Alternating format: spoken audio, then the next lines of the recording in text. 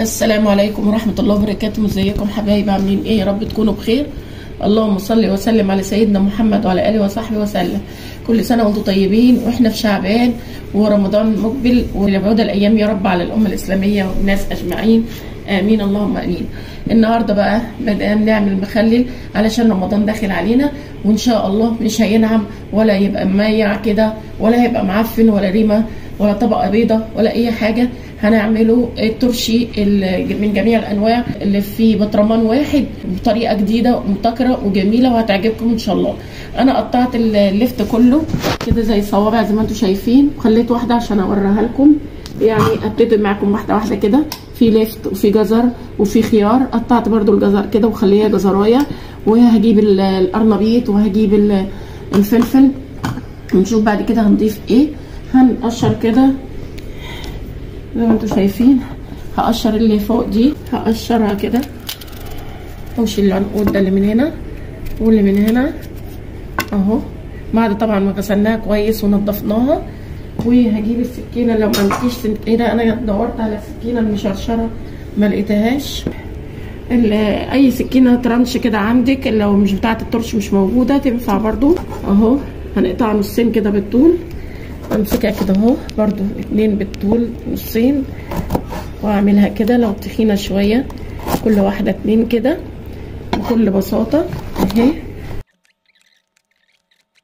اللفت هنحطه على جنب بمعلقتين ملح خشن، عشان انا لو انا هعمل اللفت وحده مش هعمل الحركه دي، لكن انا عشان اعمله في الترشي الكامل لازم انزل منه الميه الزياده عشان ما يعملش ريحه كده وغازات وينعم مني ويهرم. فاحط له ايه؟ احط له ملح خشن معلقتين، دول 2 كيلو. هجيب لكل كيلو معلقه كبيره كده اهو. ادي المعلقه، شايفين الملح الخشن ده اهو، معلقتين كده، معلقتين ونص اهو، عشان معلقتين ونص كده، وعلقه واحده سكر عشان فايده معلقه السكر دي ايه؟ ما ينعمش وهينزل لي الميه كلها غير مستحبه اللي انا مش عايزاها. ويقلبهم على بعض كده اهو، انتوا شايفين كده اهو. خليه بقى ينزل ميته والريحه النفاذه اللي فيه، وارجع لكم واركنه جانبا ونشوف بعد كده هنعمل ايه. قطعت الخيار كده زي ما انتم شايفين عشان الخيار ما بيستحملش، فقطعته حتت كبيره. يعني الخيرايه تقطعيها على 4 أو 5.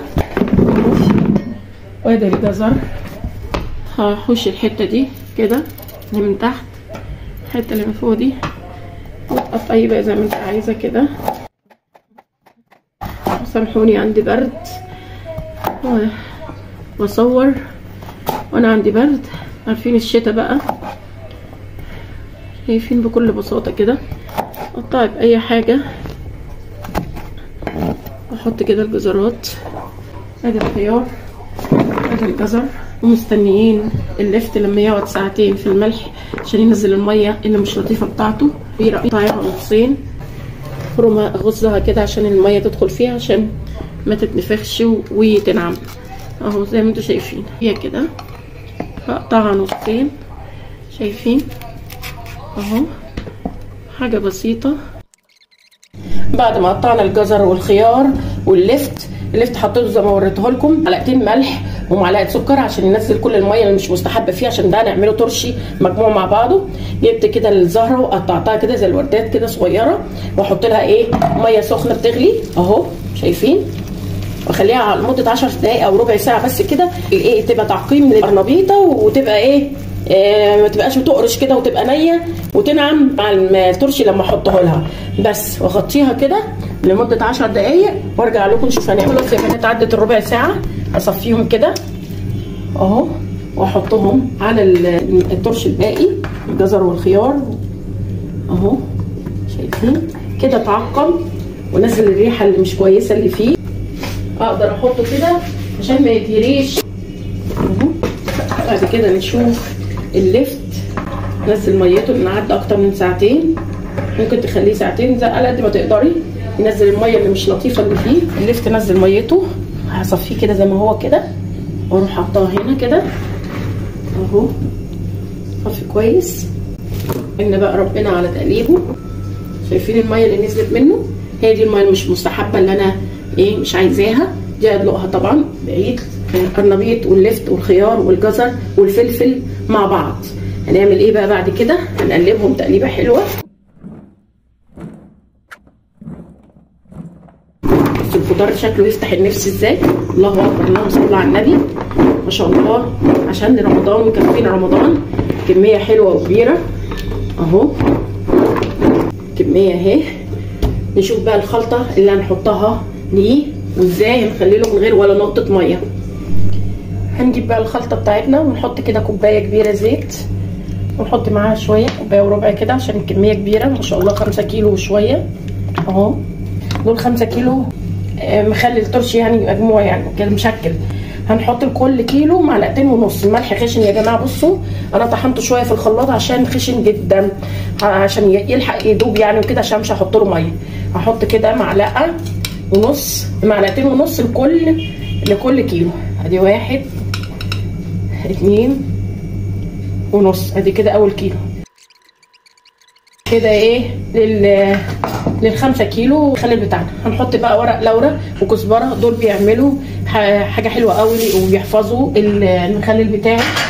هنجيب بقى للهريسه بتاعتنا، فاكرين الهريسه اللي احنا عملناها معاكم زمان في بدايه القناه اهي. هنحط بقى زي ما انت عايزه. انا مثلا احط، شايفين الهريسه عاملاها بدون توم ولا خل ولا ليمون، بس شطه كده يا جماعه اللي هي بتاعه الهريسه، الفلفل الاحمر القرناطي ده، طحنته بالبذر بتاعه مع الملح وحطيت عليه زيت وحطيته في الفريزر اهو. احط حوالي نصه كده اهو. انا هحط قيمه كوبايه ونص كده على حسب المخلل. حطيت معظم يعني حوالي كيلو الا ربع الهريسه، كل ما تكتري منها بتبقى حلوه. هنحط ايه تاني؟ حبه سودا بقى، بس ما تكتريش علشان ايه ما تغمقليش المخلل.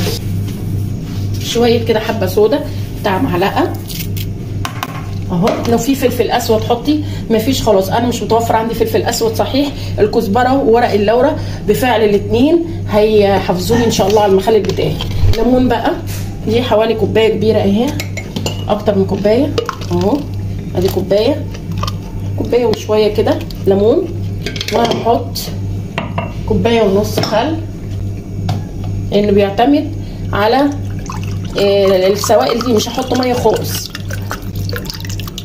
اهو يا بنات. شايفين كوبايه خل، وادي نص، ما حطيتش سوائل خالص. ونقلب بقى كميه اهو.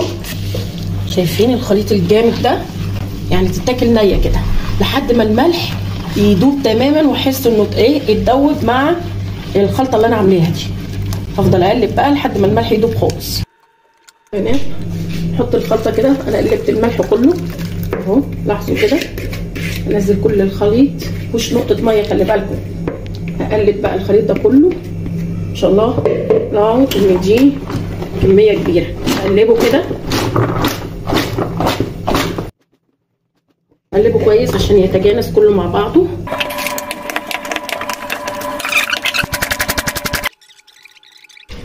ودلوقتي يا بنات زي ما شايفين كده جمعت وحطيت كل حاجه. كنت هنسى اهم حاجه، هنحط معلقتين كبار هرميين كده سكر عشان ما يتهريش، حوالي 3 معالق اهو كده. معلقه توم مهروس، شايفين توم مهروس كده. ونقلب بقى الكلام الجميل ده كله. حطيت له طبعا كرفس، اقلبه كويس اهو. اقلبه، شايفين شكله جميل ويفتح النفس ازاي اهو. اقلب التوم عشان يبقى في كل حته. معلش يا جماعه انا تعبانه جدا، عندي برد فبصور وانا على اخري. يا ريت بقى الفيديو ده يستاهل مليون لايك والله. يا ريت تحط اللايكات لحد ما وصلتوا لحد هنا، وما تنسوش الاشتراك. قلبته كويس كده اهو. اقلبه احتياطا كده. ريحته تحفه من قبل ما انا كنت فضيته في الجردل ونسيت السكر ورحت رجعته تاني. الجردل معقم ومغسول ونظيف. لو عندي كيس كبير بتاع المخللات الكبير خالص زي بتاع المحلات ده، حطيه في قلبيه وحطيه واكتميه. بس للاسف انا بعمل بالليل وتعبانه وكده، فاحط في ده وهعمل اقفله باسترتش راب واحط عليه تقاله، وهنفتح عليه بعد اسبوع هيبقى ما فيش بعد كده. جميل جدا، تاكلي منه لحد رمضان. بسم الله الرحمن الرحيم. هقفل بقى يا بنات بالاسترتش كده. بصوا ما شاء الله ما حطيناش ولا نقطه ميه اهو. نقفل بالاسترتش راب زي ما انتم شايفين يا بنات. انا كنت احطه ببطرمانات ازاز، لقيت البطرمانات الازاز للاسف وطبعا افضل واحسن. لقيتها مش كتير، حوالي 4 وما كفوش. بسم الله ما شاء الله الكميه كبيره، اضطريت احطها في الجردل دوت، وانا كنت عايزه احطها جوه كيس عشان تبقى مكتومه خالص، بس قدر الله ما شاء فعل. احط عليه تقاله بقى وافتح عليه بعد 3-4 ايام. هتشوفوا بقى، لاحظوا ان احنا ما حطيناش ميه خالص، وحطينا له السكر والثوم والحاجات الاضافيه الثانيه السابقه. استنونا بقى بعد 3-4 ايام نشوف النتيجه.